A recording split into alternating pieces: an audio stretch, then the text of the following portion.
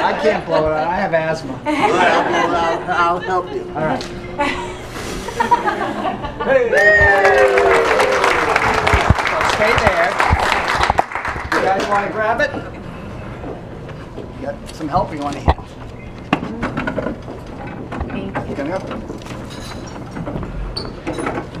Okay.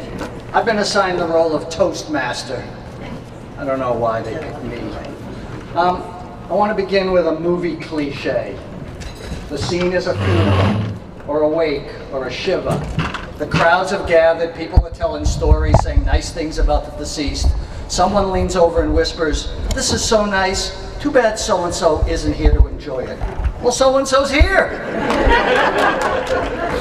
And as long as I'm throwing around cliches, here's another.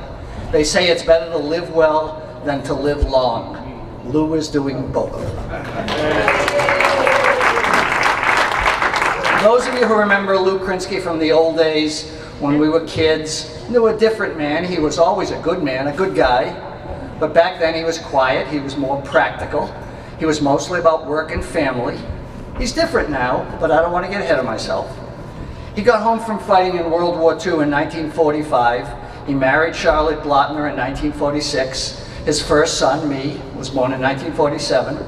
The war was very important to him. He stood up for freedom. He met men from all over the country, developed a respect for diversity. It was a formative experience. While the end of World War II was a time of hope, a glimpse at the future for Lou, it was also a time of sadness. While he was on the ship, the Queen Mary, with 10,000 other GIs heading home from Europe, he found out his mom had died just a few days earlier.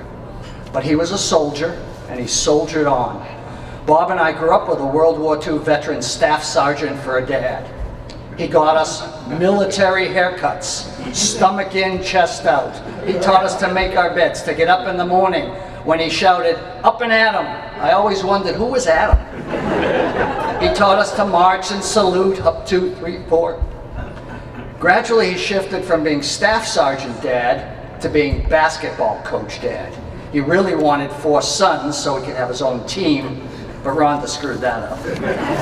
That's a little sexist joke I won't be able to say much longer. Through the 50s and 60s, and most of the 60s, Lou was the hardworking dad, a straight shooter. He sacrificed everything to raise a family.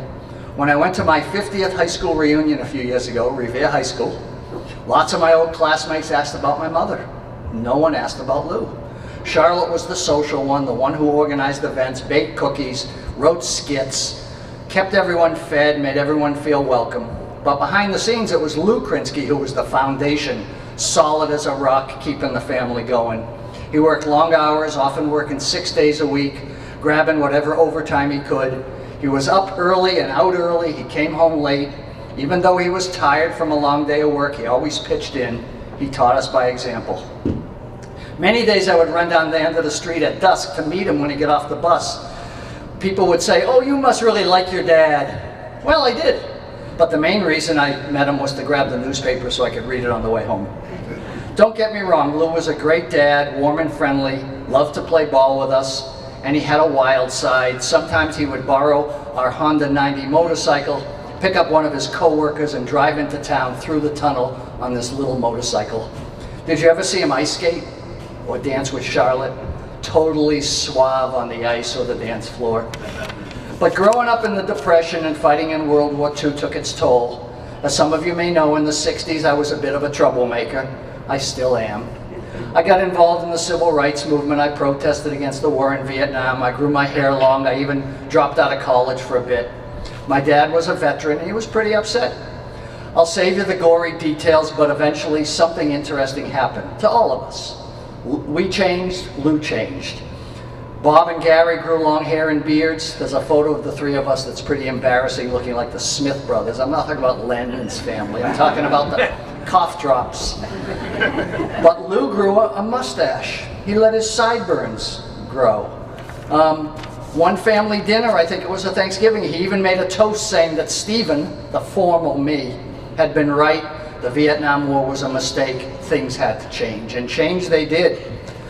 Lou and Charlotte began to travel, something he never wanted to do. I traveled during the war, he used to say.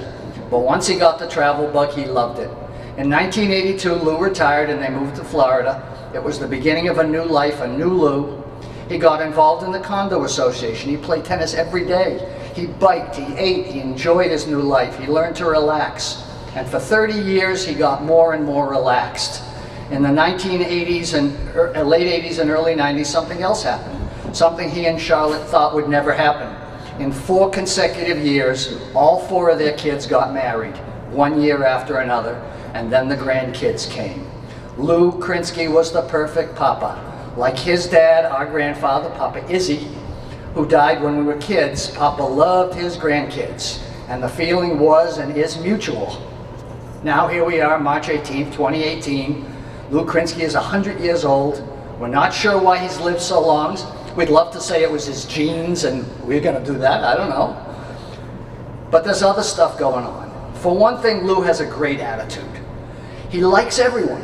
He's warm and friendly. He knows not to fret, not to worry, not to complain. That doesn't mean he doesn't get upset or speak out when things bother him. Just ask him about Donald Trump. But he likes to say how good life is. What goes up must come down. The road has bumps, but you just keep going. A pretty good philosophy. So let's toast this cool fellow, Papa Lou, this happy old man, L'chaim. L'chaim. All right.